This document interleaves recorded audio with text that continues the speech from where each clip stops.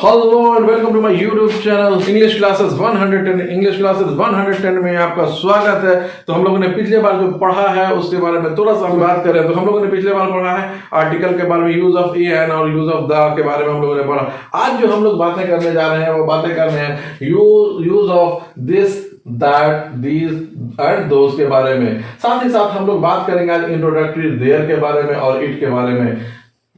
आज जो हम लोग बातें करने जा रहे हैं सबसे पहले उसमें दिस के मतलब होता है ये और दैट के माने वो होता है। शायद आप बचपन से भी पढ़ते आ रहे हो। तो मैं आपको बताना चाहूंगा कि जो लोग इस चैनल पे नए आए हैं और जो लोग हमारे इस चैनल को देख रहे हैं वो कृपया करके सबसे पहले चैनल को सब्सक्राइब कर दें। सब्सक्राइब के साथ साथ बेल आइकन को जरूर दबाना ना भूलें ताकि आपको समय समय पर जैसे जैसे हम लोग वीडियो डालते रहे उसका नोटिफिकेशन आपको मिलती रहे। तो चलिए दोस्तों हम लोग बात करते हैं यहाँ पर दिस का। जैसे कि मैंने बात किया था दिस का मतलब ये होता है और दैट का मतलब वो होता है। दिस और दैट जो है वो सिंगुलर होता है, जैसा कि आप जान रहे हैं। आपको याद होगा बचपन में आपके फादर जब कोई कुछ किताबें लाए होंगे बचपन में पढ़ने के लिए आपके, तो उस वक्त उसमें कुछ ऐसे रहता था कि this is a cat, that is a dog, that is ball, this is ball, इस तरह का था। और उसमें उंगली का इशारा हुआ करता था। उसमें मतलब आप पढ़ते होंगे तो आप देखते हो उसमें पिक्चर बना हुआ होता था, तस्वीर बना हुआ होता था। तो उसमें आप देख रहे होंगे कि उस वक्त क्यों दिया गया था। शायद आपको उस वक्त बचपन में ही बताने की कोशिश किया जा रहा था कि आप दिस जो है उसका निकटता को बताने के लिए बताया जा रहा था। दैट का यूज जो है कि दूरी को बताने के लिए किया जा रहा था। ये आपको बहुत अच्छे से आप लोग पता है, लेकिन फिर से चूंकि रिवाइंड मतलब हम लोगों को चूंकि फिर से दोबारा पढ़ना, इसका यूज पर हम लोग करना है, इसलिए हम लोग इसके बारे में जानना बहुत जरूरी है। तो दिस का मतलब आपको जैसा कि मालूम है कि दिस का मतलब होता है ये और दैट का मतलब होता है वो। ये आपको क्लियर हो गया है। उसके साथ ये दिस और दैट जो होता है सिंगुलर होता है। उसी तरह से मैं आपको बात करूं दीज एंड दोस का। दीज के मतलब ये या ये सब, या फिर दोज माने वे और वे सब। दीज और दोज जो होता है प्लुरल होता है हमेशा।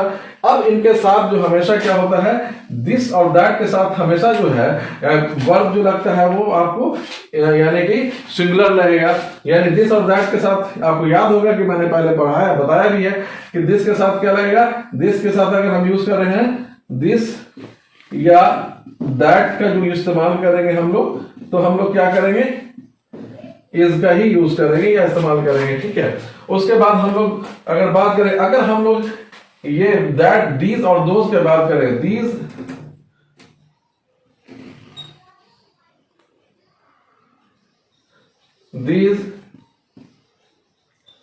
दोस, इनका अगर यूज करते हैं तो उनके साथ हम लोग आर का इस्तेमाल करेंगे। तो आप देख पा रहे हैं चूंकि ये प्लुरल है इसलिए यहाँ पे प्लुरल वर्ब हम लोगों ने लगाया। यहाँ पर सिंगुलर है इसलिए हम लोगों ने सिंगुलर वर्ब लगाया। उसका और भी थोड़ा सा एग्जांपल हम लोग ले लेते हैं यहाँ पर कि दिस का दिस, ये एक बिल्ली है, दिस इज अ कैट, वह दूध है, दैट इज मिल्क, यह श्याम है, दिस इज श्याम, वे लड़के हैं, दोज आर बॉयज, ये लड़कियां हैं, दीज आर गर्ल्स। तो आप देख पा रहे होंगे दिस और दिस दैट, दीज, दोस का किस तरह से यूज यहाँ पे किया गया है। तो शायद हमको लगता है कि आप पहले से जानते भी होंगे, लेकिन आप एक बार प्रैक्टिस कर लें इसका, ताकि आपको बोलते वक्त जो है कि आप कहीं पर भी आपको फ्लुएंटली आप बोल पाए, ताकि आप कहीं पर रुके नहीं, आप अटके नहीं। इसके लिए जो है कि आप आसानी से इसका प्रैक्टिस कर लें। तो गाइस अब हम लोग बात करते हैं इंट्रोडक्टरी देयर के बारे में। इंट्रोडक्टरी देयर के बारे में जब हम लोग बात करते हैं तो हम उस तरह का जो देयर का जो यूज होता है उसका ऐसा वाक्य हम लोग देखें तो वाक्य देखने तो समझ में आएगा आपको कि यहाँ पे क्यों देयर लगाया जा रहा है। यहाँ पे जैसे एक गाय है, अब इसको हम वाक्य को अगर देयर नहीं अगर हो तो अगर हम इसको ट्रांसलेट करते हैं तो हम क्या कह सकते हैं, a cow is, a cow is का मतलब क्या होगा, यहां पे सेंटेंस है ही नहीं है और वाक्य बनेगा भी नहीं। उसी तरह से दो घोड़े हैं, टू हॉर्सेस आर, तो क्या ये हमारा कंप्लीट हो रहा है वाक्य, क्योंकि यहां पर टू हॉर्सेस है, उसके बाद कोई कॉम्प्लीमेंट है ये नहीं, यानी है ही नहीं।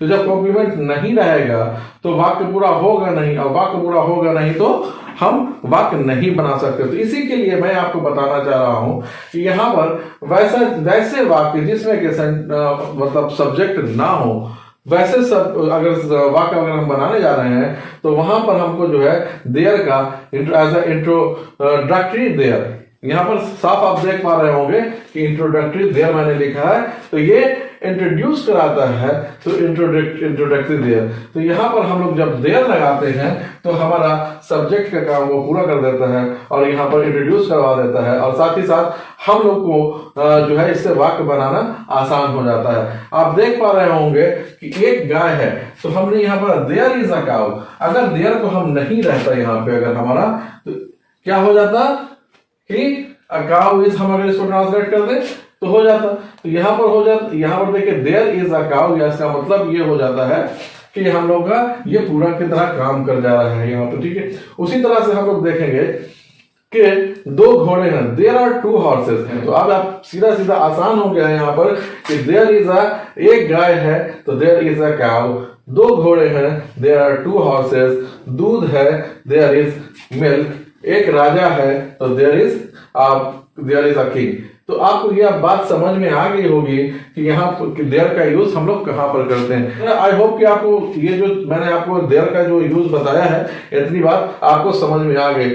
अब इसमें निगेटिव अगर बनाना हो, अब निगेटिव अगर बनाना हो तो आप क्या करेंगे, जैसे एक गाय नहीं है, there is not a cow, there is not, यहां पर हम लोग नॉट लगा देंगे और यहां पर अकाउ हो जाएगा, ठीक है। फिर यहां पर दो घोड़े नहीं है, there are not two cows, यहां पर फिर सिर्फ क्या करेंगे, टू काउज कर देंगे, तो यहां पर उसी तरह से यहां पर नॉट लगा देंगे, यहां पर भी नॉट लगा देंगे। अब उसी तरह से इंट्रोगेटिव अगर हमको बनाना है तो हम लोग कैसे करेंगे, इज देयर, इज को इधर ले जाएंगे यहां पर, तो यहां पर क्या हो जाएगा, इज देयर अ काउ, इसका इज यहां से हट जाएगा, यहां से हट जाएगा। अब इसी सेंटेंस को हम लोग अगर कैसे, क्या एक गाय नहीं है क्या, तो is there not a cow, क्या एक गाय नहीं है। अब हम लोग यहां पर देखेंगे, आप दूसरा एक एग्जांपल ले रहे हैं, दो घोड़े नहीं है, यहां पर हम लोग ने देखा।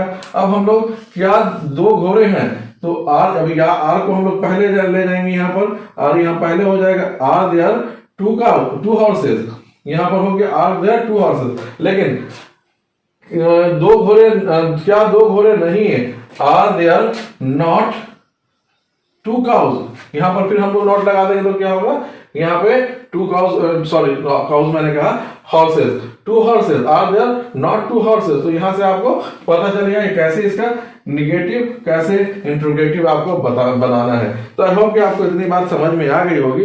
अब हम लोग बात करेंगे इट के बारे में। गाइस मैं ये बता दूं कि जो लोग भी वीडियो पर नए आए हैं और ये जो नया वीडियो देख रहे हैं, जो लोग नए हैं, मैं उनसे यही रिक्वेस्ट करूंगा कि वो जो सबसे पहले हमारे चैनल को सब्सक्राइब कर लें और साथ ही साथ बेल आइकन को जरूर दबाएं, और बेल आइकन को दबाने के बाद ये, ताकि मैं इसलिए कह रहा हूं ताकि आपको समय समय पर जो है आपको वीडियो की नोटिफिकेशन मिलती रहेगी और इससे आप फायदा उठाते रहेंगे। तो गाइस अब हम लोग बात करते हैं इंट्रोडक्टरी इट के बारे में।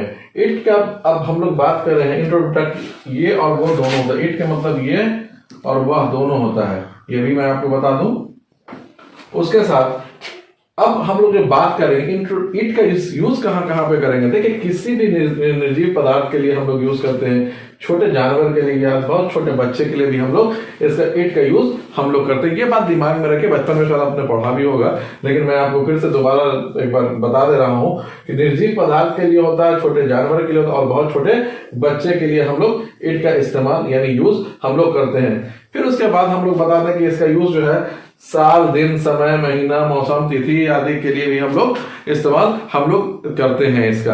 अब मैं आपको थोड़ा सा बता दूं, थोड़ा सा एग्जांपल के तरीके मैं बता देता हूं ताकि आपको जो है कि आपका जो डाउट्स है वो थोड़ा क्लियर हो जाए और बहुत आसानी से आप इसको समझ सके। तो थोड़ा यहाँ पर मैंने दिया है कि जैसे कि यहाँ पर आप देख रहे होंगे कि सुबह का समय था, यानी वक्त था या समय था एक ही वक्त, तो सुबह का वक्त था, इट इज सुबह का समय है। यहाँ पे आप देख रहे होंगे कि सुबह का समय है, तो इट इज मॉर्निंग। यहाँ पे हम लोगों ने कहा कि सुबह का समय है, तो यहाँ पर हम लोगों ने इस्तेमाल किया यानी यूज किया क्या, इट का। उसी तरह से बुधवार का दिन था, इट वॉज वेडनेसडे, यानी बुधवार का दिन था, इट वॉज वेडनेसडे। आप देख पा रहे होंगे यहाँ पर भी हम लोगों ने यूज किया।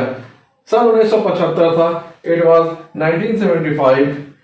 आज बहुत गर्मी है, it is terribly hot today, it is terribly hot today, यानी आज बहुत ज्यादा यानी कि बहुत गर्मी है। उसी तरह से बारिश हो रही है, इट्स रेनिंग, या फिर हम कहेंगे इट इज रेनिंग।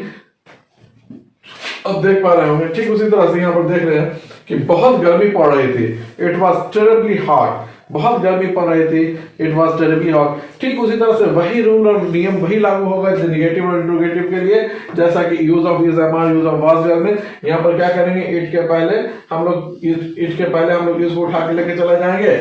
क्या सुबह का वक्त था, सुबह का वक्त है तो इस यहाँ पर पहले इज इट मॉर्निंग, क्या सुबह का वक्त है, इज इट मॉर्निंग, यहाँ पर से इट हटा देंगे।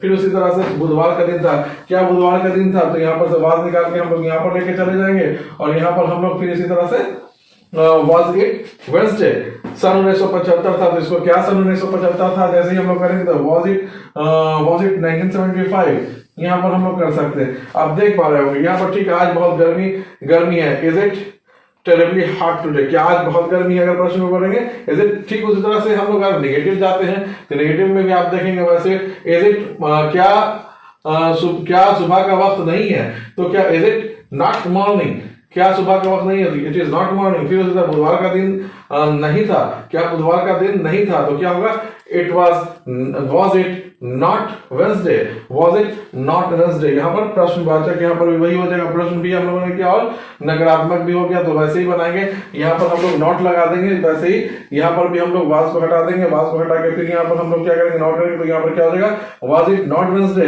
ठीक इसी तरह से सन 1975 था, इसको हम लोग इंट्रोगेटिव बनाया तो क्या है, सन 1975 था तो वाज इट 1975। अब फिर इसको कहेंगे क्या सन 1975 नहीं था, तो वाज इट नॉट सन 1975। ठीक फिर इसी तरह से हम लोग आज बहुत गर्मी है तो it is terribly hot today, तो हम लोग क्या करेंगे, इसको हटा देंगे, इसको इधर ले जाएंगे, is it terribly hot today.